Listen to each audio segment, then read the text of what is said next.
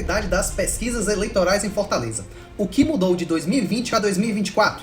Pesquisa do Ibope para fazer pessoas de trouxas no segundo turno de Fortaleza, Ceará, no ano de 2020. Um dia antes da votação, qual era o percentual?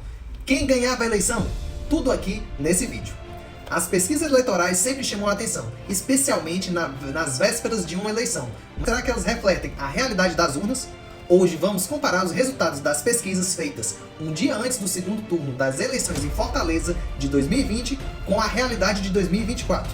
Em 2020, Fortaleza vivia uma eleição acirrada, com os institutos de pesquisas, em especial o Ibope, tentava prever o resultado final. Naquele ano, as pesquisas apontavam um cenário específico, mas ao final vimos uma diferença significativa no resultado das urnas. As pesquisas indicavam uma vitória de um candidato chamado Sarto com 61% contra 39% Capitão Wagner, gerando assim uma diferença entre os dois de 22%. Porém, na realidade, o resultado foi apenas de 2% a favor do candidato Sarto. Esse erro gerou discussões sobre a confiabilidade das pesquisas e os fatores que poderiam ter influenciado as previsões. Curiosidade, por que uma pesquisa eleitoral dessa erra com apenas 22% de diferença?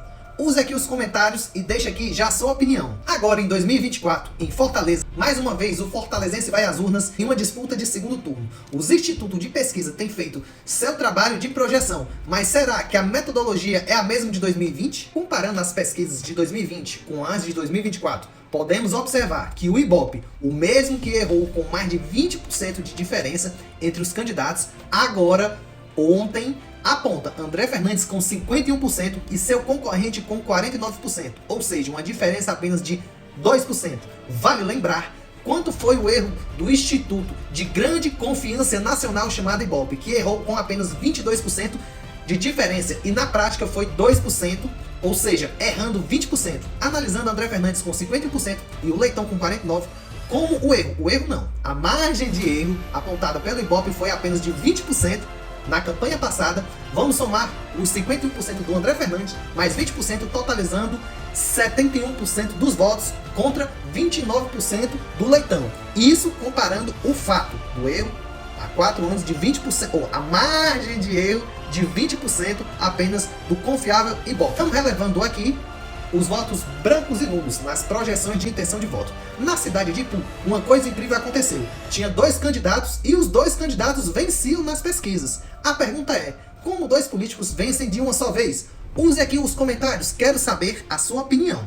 Sérgio Rufino, na última semana, lançou uma pesquisa afirmando que ganhava com 49% contra 43% da candidata Milena, onde Sérgio Rufino, com a máquina na mão, ganhava por 6 pontos de diferença. Porém, ao abrir as urnas, o resultado magicamente foi diferente. A Milena venceu com quase 4%, somando com a pesquisa confiável que a atual gestão lançou, 6 mais 4, totalizando um erro. Não, uma margem de erro com apenas 10% de erro entre a pesquisa e a realidade.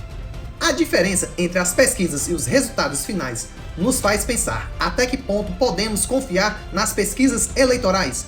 Quem financia esses institutos com a finalidade de fazer as pessoas, os seus eleitores de trouxa, com pesquisas falsas que estimulam seus eleitores até mesmo fazer aposta.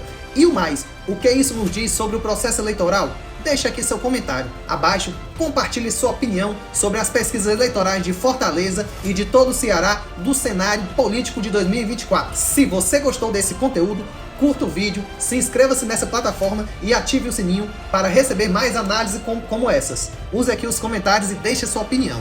Até a próxima, até...